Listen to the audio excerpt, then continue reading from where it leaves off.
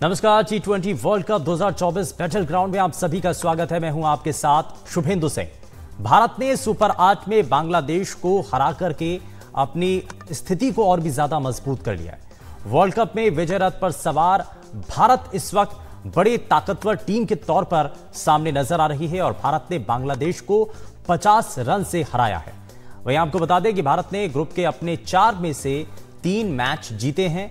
एक मैच में बारिश की वजह से जो अंक हैं वो बढ़े, लेकिन सुपर 8 में अफगानिस्तान को हराया और अब सेमीफाइनल की दहलीज पर भारतीय टीम है और सभी की नजरें इस वक्त भारतीय टीम पर हैं, क्योंकि आगे सेमीफाइनल का जो रास्ता है वो लगभग पूरा हो चुका है। उस दहलीज पर आकर के भारतीय टीम खड़ी हुई है।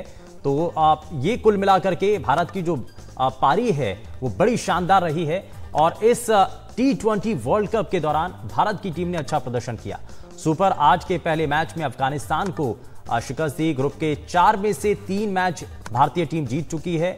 वहीं ग्रुप मैच में भारत की जो परफॉर्मेंस है वो काफी बेहतर मानी जा रही है। और कल का जो मैच रहा है उस पर जरा बात करने के लिए हमारे साथ 2 खास मेहमान स्पीच कार्यक्रम में जुड़ चुके हैं। सबसे पहले आपको मिलवा देते हैं उनसे। हमारे साथ पूर्व टेस्ट क्रिकेटर राजेश चौहान जी कार्यक्रम में जुड़ चुके हैं। राजेश सर, बहुत स्वागत है आपका। और साथ ही हमारे साथ वरिष्ठ खेल पत्रकार राकेश राव जी कार्यक्रम में जुड़ चुके हैं। सर, बहुत स्वागत है आपका भी। मैं शुरुआत राजेश चौहान सर आपसे ही कर रहा हूं। जिस तरीके का कल का मुकाबला रहा, भारतीय टीम बड़ी उत्साहित है और कल जिस तरीके की पिच थी उसमें माना जाता है कि ज्यादा लंबा स्कोर हो नहीं पाता है, लेकिन भारतीय टीम ने एक अच्छा स्कोर वहां पर खड़ा किया और जीत भी हासिल की। ये मैंने कल कहा था कि जो रवि शास्त्री ने शुरू के ही ओवरों में कह दिया था कि ये पिच में जैसे बॉल थोड़ी पुरानी होगी तो ग्रिप करेगी। तो नेचुरल है, जो आप बोल रहे हैं वो सही है। पिच में ऐसा नहीं था, लेकिन इसका मतलब 2 चीजें। हमने बहुत अच्छी बैटिंग की, हमारे जो बल्लेबाज थे सबने बहुत अच्छे स्ट्राइक रेट से सबने बैटिंग की और उन्होंने रन बनाए। हमारे वो प्लेयर जो शुरू में हम थोड़ा क्रिटिसिज्म में थे कि भाई हमारा पार्टनरशिप नहीं हो रही है, हमने 40-45 रन की पार्टनरशिप करी। तो ये कहीं ना कहीं बहुत अच्छी शुरुआत हुई और हमने मतलब हमारी जो पुरानी लय थी वो हमने बैट्समैनों ने भी ले ली, पा ली है। बहुत अच्छी बात है और ये हमारे लिए इस टूर्नामेंट के लिए बहुत ही इंपॉर्टेंट पार्ट हुआ है। अच्छा, इसमें मैं एक चीज़ और जानना चाह रहा हूं, क्योंकि हमने कल की टीम की परफॉर्मेंस को देखा, खिलाड़ी बड़े अच्छे खेले। राकेश सर, आप बताइए कि आपको लगता है कि कल की जो जीत है उसका श्रेय आप किसको देंगे? बल्लेबाजों ने बहुत अच्छी बैटिंग की, एक अच्छा स्कोर खड़ा किया, या फिर गेंदबाजों को इसका श्रेय देना चाहिए? बैट्समैन को। बैटर्स ने स्कोर इतना ऊपर लगा दिया है। देखिए 190 से ऊपर का स्कोर ऐसे विकेट पे, और जब आपका अटैक इतना अच्छा हो तो मैच लगभग उस वक्त खत्म है। अनलेस आप ये देखें कि वो पहले 6 ओवर में बांग्लादेश 80 रन ठोक देता है, विकेट नहीं खोता है, तब ऐसे सिचुएशन में आपको लगेगा कि फिर अगर हम जीतते इसी इसी इसी टाइप ऑफ स्कोर से, तब आप कहते हैं कि हाँ भाई, तब हमें गेंदबाजों ने ये गेम जितवाया है। ये बैट्समैन ने ही जितवाया है, क्योंकि बैट्समैन ने गेम को पहले ही बांग्लादेश के जो उनकी जो हद है उसके पार ले गए। उस वहां तक पहुंचना लगभग इम्पॉसिबल था। जैसा हमने देखा भी कि बांग्लादेश कभी भी चेज में नहीं था, पीछे होता चला गया। रिक्वायर्ड रन रेट से वो पीछे चलता गया और वक्त वक्त पे उनके विकेट गिरते चले गए। तो जो सेटअप किया है आखिर के, जो हमने 5-6 ओवर में जो बल्लेबाजी की, उससे मेरे ख्याल से बांग्लादेश का जो भी वो सोच के आए थे कि भाई शायद हम इस मैच में कुछ कर पाए, वो लगभग खत्म हो गया था। दुबे और लाइक हार्दिक ने जैसे वो अंत में जो रन ठोके हैं, मेरे ख्याल से वो था मैच का जो टर्निंग पॉइंट है। लेकिन हाँ, मैं ये एक चीज और जोड़ना चाहूंगा, वो ये कि मान लीजिए कि हमारा स्कोर यही 196 होता और हमारा सिर्फ 1 विकेट आउट हुआ होता, मैं उससे कहीं ज्यादा खुश हूं कि हमारे जो बल्लेबाज हैं सबने कंट्रीब्यूट किया है, लोगों ने क्रीज पे वक्त बिताया है और प्रेशर जो भी था हल्का फुल्का उसको झेला है इनिशियली, और फिर वो स्कोर खड़ा किया है। तो ये इंडिया के लिए बहुत अच्छी बात है कि सबने मिल के ये स्कोर किया। ठीक है, यानी कि मिल करके एक अच्छा स्कोर खड़ा किया और कल के मैच में बड़ी अच्छी खासी जीत हासिल की है 50 रनों से। इसमें जरा राजेश सर एक चीज़ और, क्योंकि कहा कि बल्लेबाजों ने अच्छा परफॉर्म किया, अगर हार्दिक पांड्या को छोड़ दें, क्योंकि हार्दिक पांड्या को लेकर के भी हम बात करेंगे कि क्या उतनी उम्मीदें थी, हार्दिक पांड्या ने जितना अच्छा स्कोर किया, लेकिन जो शुरुआती बैट्समैन थे, क्या हार्दिक पांड्या की अगर रन को हटा दें तो बाकी अगर टीम का स्कोर देखें तो ज़्यादा कुछ खास नहीं रहा है? नहीं, देखिए, हार्दिक रन नहीं करते तो सूर्य करते। सूर्य कुमार 2-3 मैचों में कर रहे थे, पंत भी कर रहे थे। तो ये कहीं ना कुछ एडजस्टमेंट हो ही जाता है। फिर हम भूल रहे हैं कि हम पूरा टूर्नामेंट हम अपनी बॉलिंग के भरोसे हम जीते हैं। तो बॉलिंग की स्ट्रेटेजी अलग हो जाती है। जब इस स्कोर इतना लंबा होता है तो जो बॉलर होते हैं वो कहीं ना कहीं थोड़ा सा रिलैक्स हो ही जाते हैं। स्कोर छोटा होता है तो बॉलर जो रहते हैं वो इतना रिलैक्स नहीं होते हैं। फिर भी हमने बहुत अच्छा किया है। और हार्दिक पांड्या, मैं पहले दिन से बोल रहा हूँ कि इस पूरे टूर्नामेंट में एक्चुअली मेरे अगर कोई प्लेयर बोलोगे इस टूर्नामेंट में कौन है तो वो हार्दिक पांड्या है। हार्दिक पांड्या बॉलिंग, बैटिंग और अपना फील्डिंग, तीनों से वो परफॉर्मेंस दे रहे हैं। मैंने जाडेजा का भी बोला था, पर जाडेजा कहीं ना कहीं थोड़ा चूक रहे हैं वो, लेकिन उनके अब ड्यू है, वो भी कहीं ना कहीं लय में आएंगे। अभी शायद अक्षर पटेल को उनसे ऊपर भेजा जा रहा है, अक्षर पटेल के ऊपर ज्यादा भरोसा किया जा रहा है, कोई बात। लेकिन जाडेजा, हार्दिक पटेल, पंत अच्छा कर ही अच्छा, रहे हैं आपको और लगता है कल कि बहुत अच्छा। जी, आपको लगता है सर कि अगले मैच में कुछ बैटिंग ऑर्डर के अंदर कुछ बदलाव करने की जरूरत है? कोई जरूरत नहीं है, आपका बहुत अच्छा चल रहा है। मैंने फिर कहा था कि अगर जरूरत थी तो कल कर लेना था जो भी करना था। अब हमारे पास समय भी नहीं बचा। अब हाँ। हम कुछ नहीं कर सकते, जो भी करना था वो कल का था। अब हमारा जो विनिंग कॉम्बिनेशन चल रहा है हमको वही चलने देना चाहिए। कुलदीप अच्छा कर ही रहे हैं, अक्षर है आपके पास, जडेजा है, बैटिंग लाइन 8 नंबर तक, सारे बैट्समैन मिल करके 200 का स्कोर करके दे रहे हैं। तो कहीं ना कहीं अब वाकई वो लय आई है, तो अब उसको छेड़छाड़ नहीं करना चाहिए, ऐसा मेरा मानना है। ठीक है, लेकिन अक्सर एक्सपेरिमेंट होते रहते हैं राकेश राव सर।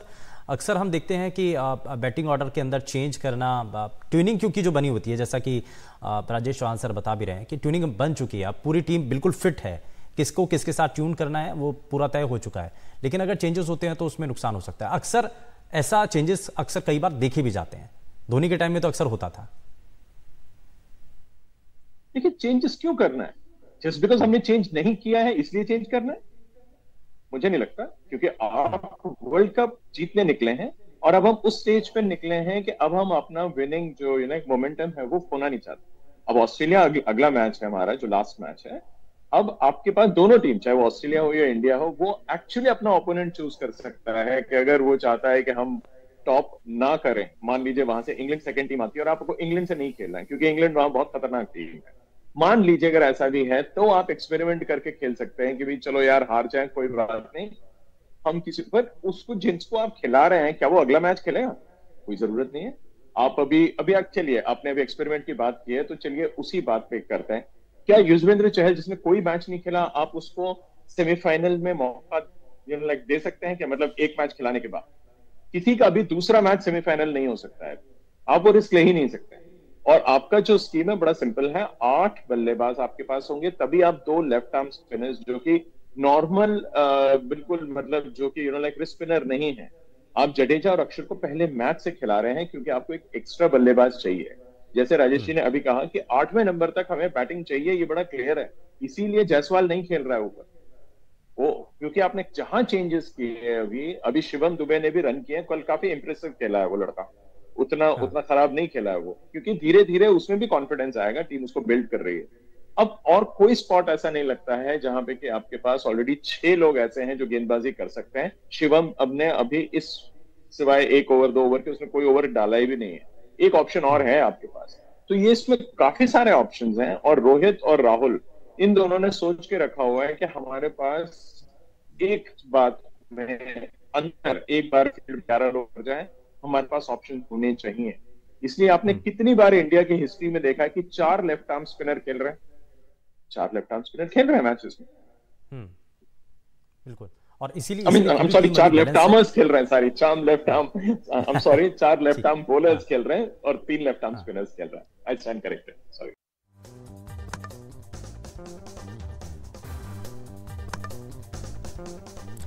ब्रेक के बाद एक बार फिर से आप सभी का स्वागत है। वर्ल्ड कप T20 को लेकर के जिस तरीके के मुकाबले चल रहे हैं, क्योंकि भारत ने सुपर 8 में बांग्लादेश को भरा करके अपनी स्थिति को और भी ज्यादा मजबूत कर लिया है। सेमीफाइनल की दहलीज पर इस वक्त भारत है और इन्हीं तमाम चीजों को जरा समझने की कोशिश कर रहे हैं।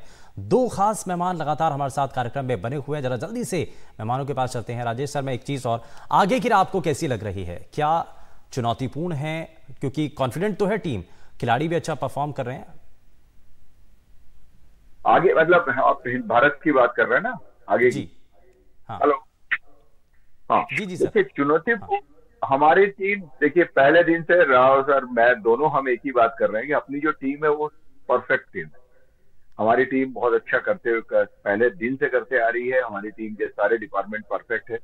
हर एक लोगों को सिर्फ क्लिक करने की जरूरत है। हम दोनों ये नहीं बोलते कि आप 50 बनाइए, हम ये बोलते हैं कि सारे मिल करके 30 भी बनाइए, हम 200 पार हो जाएंगे।